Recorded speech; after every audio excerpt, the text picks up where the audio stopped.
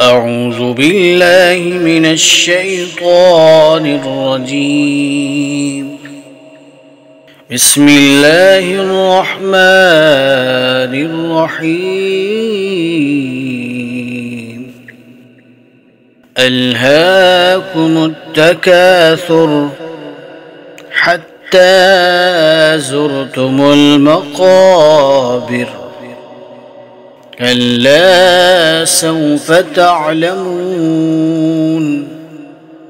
ثم كلا سوف تعلمون، كلا لو تعلمون علم اليقين لترون الجحيم، ثم لترونها عين اليقين، ثم لتسألن يومئذ عن النعيم.